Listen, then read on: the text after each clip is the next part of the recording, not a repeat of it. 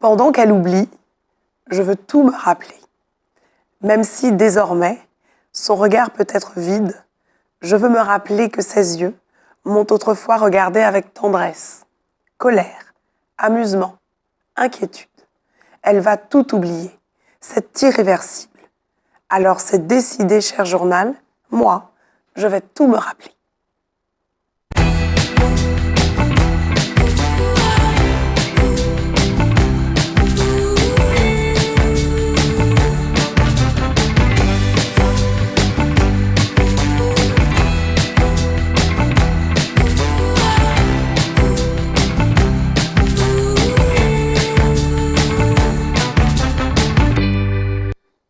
Bonsoir les Itatarmes et bienvenue dans votre émission littéraire. Nicaise, Adélaïde, Adé, Madame Aron, Moumine, voici les noms auxquels répondait la maman de mon invitée de ce soir. Elle souffrait d'une maladie qui sidère autant qu'elle effraie, la maladie d'Alzheimer. Pourtant, mon invité a décidé de livrer leur histoire, une histoire poignante, une histoire de chez nous. Bonsoir Dominique Aron. Bonsoir Lauriane. Et merci d'être avec nous sur le plateau d'Au Gré des Pages. Merci pour votre invitation. Alors, vous publiez Alzheimer sa mère aux éditions Maureen. Oui. Et c'est un ouvrage qui sort directement de vos pensées les plus profondes. En fait, c'est votre journal intime que vous nous livrez. Absolument. J'aimerais savoir pourquoi vous avez décidé de parler ainsi de la maladie d'Alzheimer dont souffrait votre mère et de votre parcours à deux pendant cette maladie. Alors déjà, écrire, c'était vraiment mon exutoire. C'est ce qui m'a raccroché à la vie. À certaines périodes où je n'envisageais parfois que la mort. Et donc c'était vraiment un instinct de survie qui m'a poussée à écrire. Et ensuite, vraiment le processus de publication, c'était le déclic, c'est que ça pouvait aider d'autres personnes, qu'il y a des gens qui peuvent s'identifier, qu'il y a des gens parfois qui ne s'autorisent pas forcément à exprimer leurs émotions ou leurs difficultés, qui peuvent vivre une situation identique ou similaire. Et c'était important pour moi de partager, de faire entendre cette voix-là qui était la mienne, pour qu'il y ait plein d'autres voix qui puissent trouver du réconfort et qui puissent se dire aussi, moi aussi j'ai une voix à faire entendre ou j'ai des choses à exprimer. Pour moi aussi c'est difficile. C'était vraiment la notion de partager pour aider en fait, de transmettre vraiment pour pouvoir aider les gens, en fait. Et comment vous avez décidé, un beau jour, de livrer quand même vos pensées les plus intimes, on le verra, au monde? Parce qu'il y a deux décisions. Il y a la décision déjà de vous confier à votre journal. Oui. Comment ça vous est venu? Et puis, dans un second temps, de le rendre public. Alors, pendant le processus, pendant la maladie de ma maman, j'ai été accompagnée par une psychologue. Parce que y a beaucoup de choses qui se bousculaient en moi, notamment beaucoup de questions, et j'avais besoin de trouver des réponses. Et en fait, la psychologue m'a demandé si j'écrivais à cette période-là. Et c'est vrai que quand elle m'a posé la question, je me suis demandé comment j'y avais pas pensé avant, parce que c'est vrai que c'est quelque chose que j'ai toujours fait très naturellement depuis petite. Donc c'était pourtant d'une logique, d'une évidence implacable, mais c'est vrai que j'y avais pas pensé sur le moment. Et donc, quand elle m'a conseillé d'écrire, c'était une forme d'exutoire, ce que j'ai déjà dit. Là, j'ai commencé à le faire. Donc, parfois, c'était totalement frénétique. Donc, j'écrivais souvent sur mon téléphone. Et parce que je venais de vivre un épisode avec ma maman ou une démarche administrative ou juridique, etc. Et donc c'était souvent ça en fait. C'était, je suis en colère, il se passe ça, voilà ce que je viens de vivre, voilà telle anecdote, etc. Donc j'ai écrit comme ça et en fait c'est plus dans l'optique justement de publication que m'est venue cette idée de journal. Parce qu'en fait, quand j'écrivais, je ne disais pas forcément « cher journal », mais en réalité, c'était ça. C'était mon journal, en fait. Et donc, à un moment, quand est arrivé le projet vraiment de publier, ça m'a semblé naturel de m'adresser. En fait, j'avais envie vraiment de m'adresser à quelqu'un, donc de m'adresser à mon journal. Et ensuite, la publication, c'est... Ce que j'ai dit aussi, c'est que je sentais qu'il y a peut-être des gens, quelque part, entre la Guadeloupe, la Martinique, les Antilles, la Guyane, le monde, avait besoin de lire ces mots-là, de lire quelque chose d'authentique, de brut, parfois brutal. Et donc c'était vraiment ça le déclic. Et puis la rencontre aussi avec les éditions Muorine, au moment où c'était aussi un projet en pleine éclosion. Donc il y a 2 projets comme ça qui se sont rencontrés, absolument. Et donc voilà, c'est le déclic dont avait besoin Alzheimer sa mère pour commencer sa vie. Et j'aimerais qu'on revienne sur le titre « Alzheimer sa mère ». Oui. Qui renvoie à plusieurs réalités, on va dire. Donc, votre histoire, la maladie d'Alzheimer dont souffrait votre maman, mais aussi, il y a la double lecture avec l'insulte. L'insulte, absolument. Que c'est. Est-ce que, du coup, vous insultez cette maladie? Est-ce que vous lui en voulez? Absolument. Je pense que je lui voue une haine absolument féroce. Et donc oui, c'est exactement ça, hein, ce que vous dites, c'est une insulte, et c'est aussi le symbole de sa mère, parce que c'est ma mère dont il est question. Et oui, après, c'est quelque chose qui fait partie de mon vocabulaire. Au quotidien. Oui, absolument. Et donc c'est vrai que c'est un titre qui est très très bien trouvé, et pour le symbole que ça représente, et aussi pour l'insulte, parce que c'est ça, c'est en même temps, un juron, un pied de nez aussi à la maladie, parce que parfois, la locution « sa mère », on peut le dire aussi quand on se cogne, ou quand... voilà, donc c'est aussi une espèce d'interjection. Donc il y a tout ça, en fait, dans le titre. Et c'est votre maman que vous avez choisi de mettre en première de couverture. Oui. Qu'est-ce que ça représente pour vous d'avoir cette image sur... le livre, c'est la première découverte d'ailleurs qu'on fait avec le livre, en plus du titre, c'est votre maman. Vous avez voulu en quelque sorte la mettre à l'honneur? Alors déjà totalement, la mettre à l'honneur, oui, ça c'est une certitude. Et ensuite c'est l'histoire aussi de cette photo, parce que c'est une photo que ma maman aimait beaucoup. Et d'ailleurs elle avait fait un agrandissement de cette photo-là. Et quand elle l'a fait agrandir, elle l'a fait en 2 exemplaires. Il y en avait un pour elle, pour chez elle, et un pour moi. Donc c'est une photo d'elle que j'avais déjà chez moi. Et donc c'était, oui, pour le symbole, pour ce que ça représente, déjà ce que ce cliché représentait pour elle.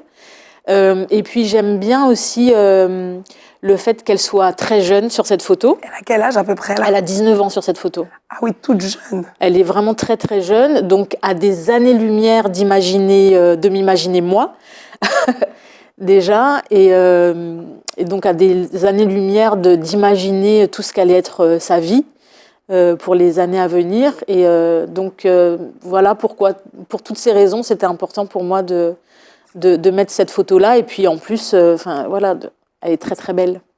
Très très belle. Et puis c'est le reflet d'une époque aussi. Absolument. Et c'est hyper intéressant. Oui. Vous parliez tout à l'heure de vos émotions qui se mélangeaient. Oui. Vous êtes passé, et vous le décrivez d'ailleurs, par la colère, le déni, la gratitude aussi. C'est une vraie tempête émotionnelle. Absolument. Comment est-ce que vous avez réussi à gérer tout ça? Alors sincèrement, je ne sais pas. Parfois, je me demande comment j'ai fait, mais c'est ça. Le tempête, c'est effectivement le mot. Et quand on est dans cette espèce de tourbillon-là, on trouve des branches auxquelles se raccrocher.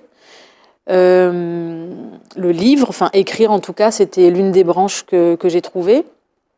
Après, des associations aussi comme France Alzheimer Guadeloupe, pour m'accompagner dans mon statut d'aidant, pour comprendre un petit peu plus la maladie et la posture que moi je pouvais adopter. Donc ça aussi, c'était une branche. Mon entourage, mes amis, étaient aussi des branches auxquelles je me raccrochais. Donc j'ai envie de dire que c'est grâce aux branches que j'ai pu traverser cette tempête-là. Ouais. Et justement, vous parlez des soignants, vous parlez du milieu médical, les médecins, les psychologues, les aides à domicile aussi. C'est vraiment tout un écosystème qui se met en place et qui vous permet à vous, aidants, d'avancer. C'est ce qui nous permet... Alors, survivre, c'est un mot qui va revenir encore, mais c'est ce qui nous permet, de survivre. Parce qu'effectivement, quand on est assez jeune, donc parfois avec une vie professionnelle, avec une vie sociale, il y a des choses qui sont très très difficiles à mettre en place et la présence au quotidien est quasiment impossible. Quand il faut qu'on aille travailler, en fait, moi, je ne pouvais pas être là pour m'occuper de ma mère, pour surveiller, pour faire attention qu'elle ne parte pas.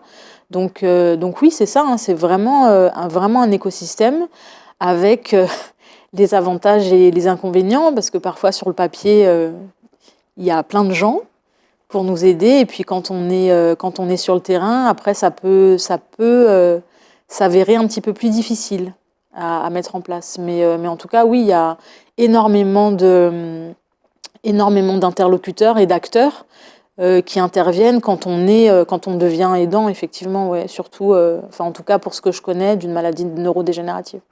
Alors, il y a à peu près 30 000 aidants, Guadeloupe et Martinique confondus. Le gouvernement a reconnu ce statut en 2005. Il y a des dispositifs qui sont en place. Qu'est-ce que ça vous inspire? Et est-ce que vous pensez qu'il faudra aller encore plus loin? Il faut aller beaucoup plus loin. Il faut aller vraiment beaucoup plus loin parce que justement, il y a toujours un décalage entre des mesures qui sont prises effectivement par les pouvoirs publics et ce qu'on arrive réellement à mettre en place. Après, je pense qu'il y a aussi un gros travail d'information à faire parce que ce qui revient souvent auprès des aidants, c'est qu'on se sent seul, isolé. Tout le monde n'a pas forcément les clés ou les outils pour aller chercher des informations, savoir exactement ce qui existe. Donc parfois ça peut s'avérer très très difficile, même s'il existe des choses. Je pense qu'on peut aller quand même beaucoup plus loin et surtout pour la prise en charge globale de l'aidant et du malade, il va y avoir effectivement des choses en matière de logistique à mettre en place, mais je pense aussi que tout ce qui est accompagnement psychologique, permettre aux gens de s'exprimer, c'est aussi un critère quand même majeur dans ce qui est mis en place pour les aidants, je pense. Écoutez, Dominique Aron, on a un échange qui est passionnant et le sujet, évidemment, s'y prête. On va faire une petite pause et on va partir sur notre rubrique Tac au tac. D'accord.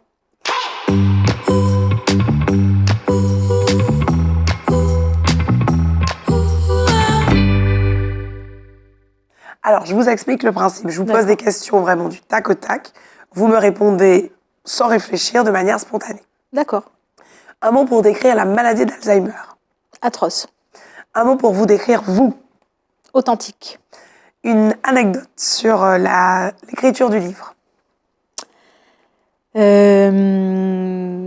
Alors, une fois, je sors de chez ma maman, totalement bouleversée. Et donc, je conduis pour rentrer chez moi. Et en fait, il y a une espèce d'impulsion, pas d'impulsion, mais de pulsion plutôt. Et je me gare sur le bas-côté, en fait, et je saisis mon téléphone. Et j'écris, en fait, tout ce qui était en train de me passer par la tête. J'écris sur mon téléphone. Et après, je le pose et je continue ma route. Donc, il y a des fois où ça pouvait être comme ça, très frénétique. Comme vous disiez. Exactement. Quel est votre pire défaut?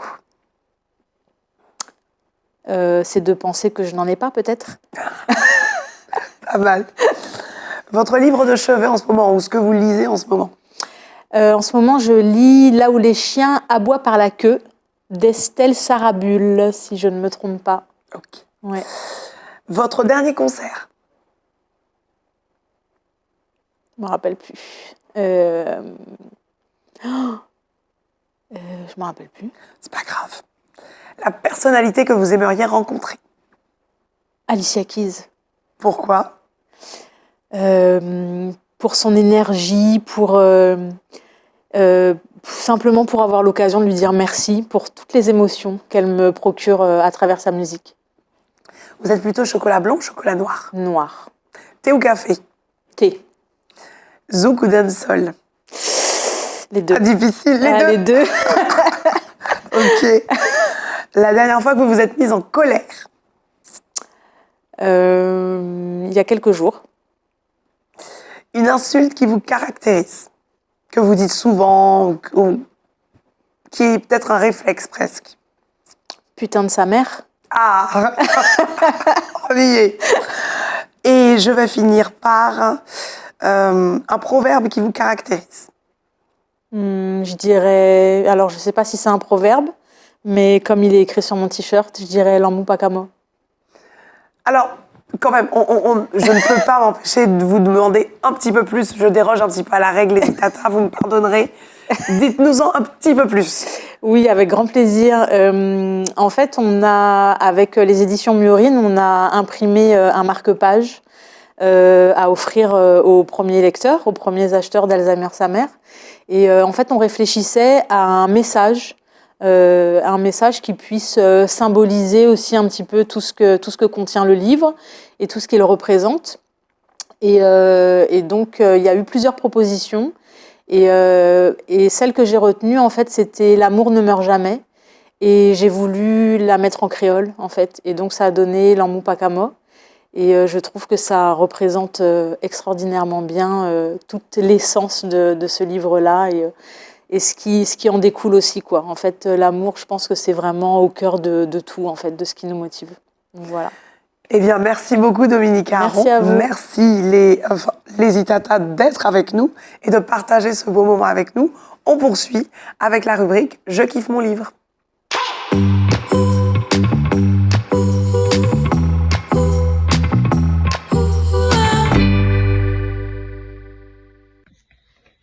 Bonjour, je m'appelle Emma, j'ai 18 ans et je vais vous présenter le roman Les Soupirs de l'ombre de Daniel Ayou.